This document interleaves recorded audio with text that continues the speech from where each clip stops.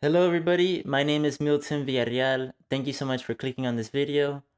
Reviewing movies is something I've been wanting to do for a while. If you know me, a while. If you know me, you know that I love movies and I love talking about them, so I figured why not make a little YouTube channel so I could talk about it and share my ideas and thoughts and critiques and analysis of the films with you guys. Today I'm going to be reviewing The Iron Claw. Thank the Lord I got an early access screening to this. I was really excited to watch it after the trailer and after hearing Jeremy Allen White was going to be in it. I'm a big fan of his from The Bear.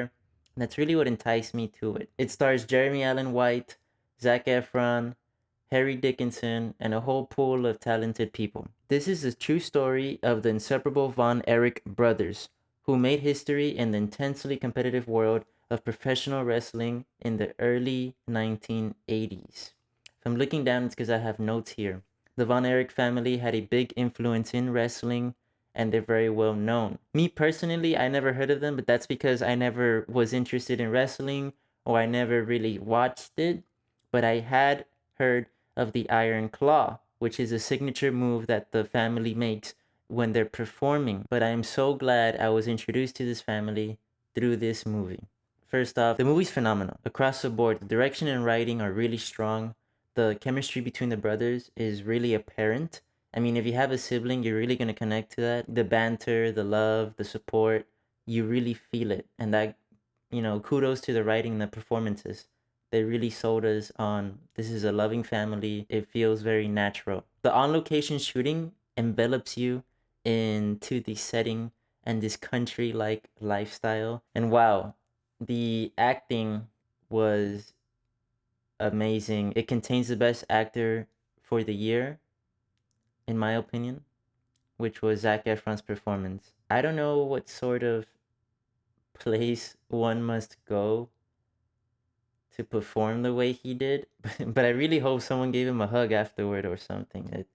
It was really amazing. Obviously, he put his body into this. You could see it in the trailers. This guy's built, and you see it throughout the whole movie. Zac Efron is a giant. He puts his soul into this as well, and it translates into the screen. There are subtleties in here that I did not know Zac Efron was capable of. He really surprised me. It was an amazing performance. The supporting cast had great performances as well. Jeremy Allen White, who I love from The Bear, did his thing. He continues impressing me ever since I watched that show.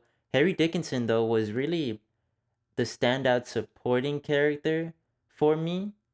Uh, man, it's really hard to say that. It's hard for me to say that because everyone is so strong. But he sold us on this lovable brotherly love really well. I really loved his character. I mean, everyone. The actor who plays Fritz von Erich, and the actress who plays his wife, who is played by Maura Tierney. I'm sorry if I butchered that. The film has my pick for the best cinematography of 2023 as well. I love the cinematography, the stillness of it. I watched Priscilla, another A24 film, earlier this year that also had a lot of stillness, still shots, a lot of calmness when it came to the movement of the camera.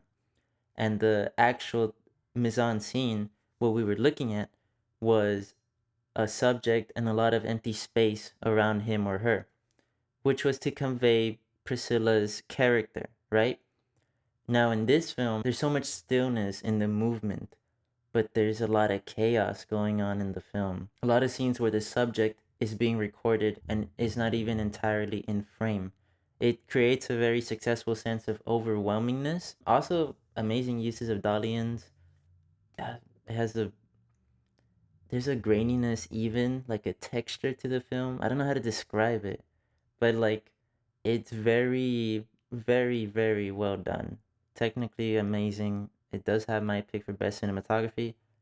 I Ya está. This is labeled as a sports drama, and I can't label it as that. I refuse to call it a sports drama. While there is wrestling involved, and the wrestling scenes are there and very well executed and done, and the action is very clear. It's not jumpy or anything. It's all done with purpose, obviously, but the best action scenes usually tell you something about the character you're watching. And this film does an amazing job. Like, if there's a wrestling match, the film is telling us I'm going to tell you something about this guy through this high pressure situation. So not only are these scenes entertaining, but they are productive from a writing standpoint. And it's amazing. It's amazing to watch. I really appreciate it. But this film it's a family film.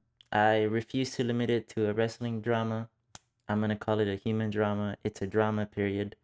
I'm not going to call it a sports drama. And the only reason is because I hope people are as open to watching this as they would any other film and not limit themselves to watching this based off experiences of a sports film that they had seen. The themes that this movie deal with are very strong family themes, medical health, parenting as well. Very strong parenting themes. I think this is a very important film for parents to watch. It says a lot about being a father, being a mother, your influence over your children, and good and bad examples of uses of that influence without saying too much. I do hope it gets nominated for Oscars. If there was any category I had to get nominated for, I'll put Zac Efron up there. For sure. I do think the directing should get nominated. Maybe Harris Dickinson, and the cinematography for sure. Best picture, I would put it up there. But yeah, Zac Efron, he outperformed Cillian Murphy for me, especially after the second half of the film, where he really shows us levels to his acting that we had never seen before. If there was any gripes I had with this film, it would have to be that I wish there was extra scenes with the actress Maura Tierney, who plays Doris von Erich, the mother of these children. I just wish we got a little bit more from her, from the character, not from the actress. The actress, oh man, there's this scene where the mother is the center of the scene, the focus, and it broke me. I don't know how to describe it. I think you have to be there and you understand that the delivery of the line was so effective. In the moment of the film, it did make me tear up. It was really well done. Please go into this film without knowing anything about the Von Erichs. Please try your best to do that, to keep away from anything about their history. Listen, if you have any siblings, I do believe you'll be like 10 times more immersed into this movie because it's just such an experience. All in all, my score for this film is an A+. Now, I want to include a disclaimer. This film is rated R. It's a heavy film. Just so you know, I'm gonna give you like heads up. There is a short sexual scene in the beginning of the film that's played for comedic effect, lasts a few seconds, and there is the beginning of a sex scene halfway through the film, but you don't see anything because it's all silhouetted. So everything is dark and it is at nighttime. So please keep that in mind in case you're thinking about taking your family too. I definitely wouldn't say this movie is for kids. It's not only because of what I have mentioned, but other aspects of the film require a mature audience. But please go to the movies if you have the means and wanting. Thank you so much for watching. If you like this video or like videos like this, please subscribe. I will be reviewing movies and shows and so much more. Thank you guys. Bye bye.